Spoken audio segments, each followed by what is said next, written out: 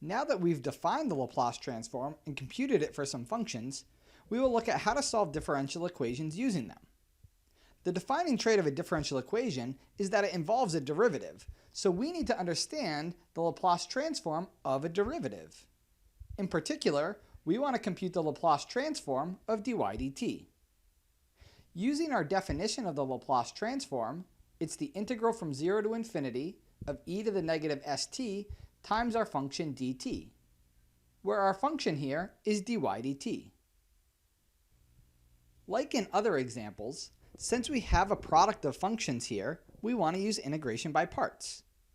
We'll compute this using u equals e to the negative st and dv equals dy dt dt.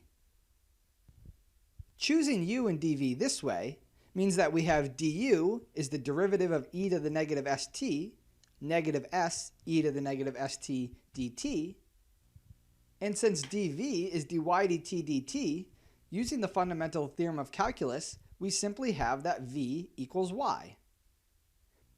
Now using this choice of u and dv, we can rewrite our improper integral as the limit as b goes to infinity of u times v, e to the negative st times y from t equals 0 to b, minus v du, which is negative s times the integral from 0 to b of e to the negative st times y dt.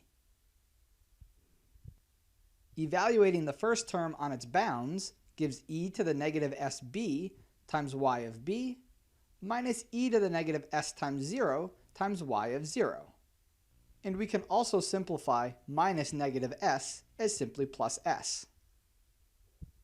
Now as b goes to infinity, we know that e to the negative sb is going to go to 0, which means the entire term e to the negative sb times y of b will go to 0 as well, so long as y is not growing too quickly.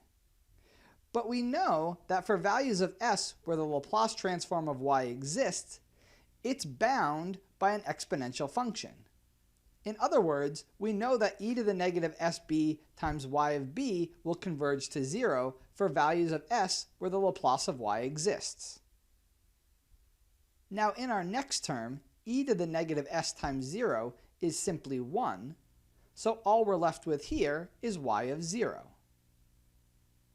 Finally, in our last term, we have the limit as b goes to infinity of s times the integral from 0 to b of e to the negative st times y dt. But that's simply s times the integral from 0 to infinity of e to the negative st times y dt. But that's exactly the Laplace transform of y. So our equation boils down to s times the Laplace transform of y minus y of 0.